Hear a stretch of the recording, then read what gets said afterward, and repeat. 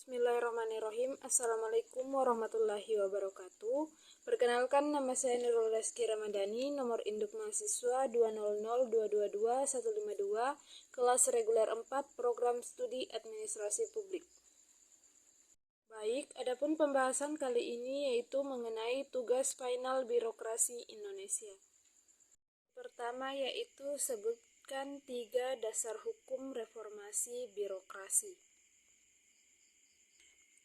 Dasar hukum reformasi birokrasi yang pertama yaitu Peraturan Presiden Nomor 81 Tahun 2010 tentang Grandising Reformasi Birokrasi 2010 sampai 2025. Peraturan Presiden ini menguraikan rencana strategi dan arah kebijakan dalam melaksanakan reformasi birokrasi di Indonesia. Grandising reformasi birokrasi ini mencakup aspek pengembangan kelembagaan, pengembangan sumber daya manusia, tata kelola, pelayanan publik, dan perbaikan regulasi. Yang kedua yaitu Peraturan Menteri Pendayaguna Aparatur Negara dan Reformasi Birokrasi Republik Indonesia. Peraturan-peraturan yang dikeluarkan oleh Kementerian Pemberdaya Aparatur Negara dan Reformasi Birokrasi juga menjadi dasar hukum penting dalam pelaksanaan reformasi birokrasi. Contohnya Peraturan Menteri Nomor 17 Tahun 2013 tentang pedoman pembinaan e-governance di lingkungan instansi pemerintah. Kemudian Undang-Undang Nomor 5 Tahun 2014 tentang Aparatur Sipil Negara atau ASN. Undang-undang ini merupakan dasar hukum utama dalam pelaksanaan reformasi birokrasi di Indonesia. Undang-undang ini mengatur tentang pengelolaan ASN dan pengembangan karir ASN, pemberian penghargaan, disiplin ASN, dan penilaian kinerja ASN. Dan kedua, bagaimana implementasi birokrasi di kampus Universitas Muhammadiyah Sinjai. Berikan contohnya. Langsung saja, yang pertama yaitu mengimplementasikan penggunaan teknologi informasi dalam sistem manajemen data dan informasi yang berbasis teknologi informasi untuk meningkatkan efisiensi dan transparansi dalam proses administrasi kampus. Contohnya sistem informasi akademik, sistem pendaftaran secara online yang mudah diakses, pembayaran online menggunakan virtual account, serta pengisian kartu rancangan studi atau KRS secara online. Kedua, meningkatkan kualitas pelayanan menggunakan pelayanan yang responsif dan efektif kepada mahasiswa. Contohnya memberikan pelayanan orientasi, menyediakan loker pelayanan, mempercepat proses penyelesaian masalah, dan memberikan bimbingan karir dan kewirausahaan. Kemudian yang ketiga, mengikut sertakan mahasiswa dalam pengambilan keputusan.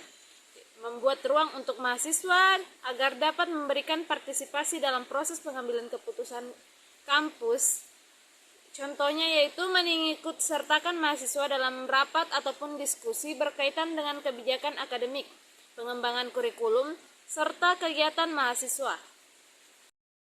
Soal nomor 3, sebagai mahasiswa generasi masa depan, ide apa yang Anda berikan untuk reformasi birokrasi yang lebih baik? Yaitu meningkatkan efisiensi dan akuntabilitas melalui digitalisasi dan e-governance, mengadopsi teknologi digital dan pemerintah elektronik atau e-governance, proses pengajuan dokumen, permohonan izin, dan layanan publik lainnya dapat dilakukan secara online untuk mengurangi birokrasi dan mempercepat pelayanan kepada masyarakat. Yang kedua, meningkatkan transparansi dan akuntabilitas. Sangat penting untuk meningkatkan transparansi dalam sistem birokrasi agar publik dapat memahami proses pengambilan keputusan dan melacak pengguna sumber daya publik. Membuat laporan kinerja birokrasi yang tersedia untuk publik juga dapat meningkatkan akuntabilitas. 3. Peningkatan kompetensi dan pelatihan. Melakukan pelatihan dan pengembangan keterampilan secara berkala kepada pegawai birokrasi sangat penting.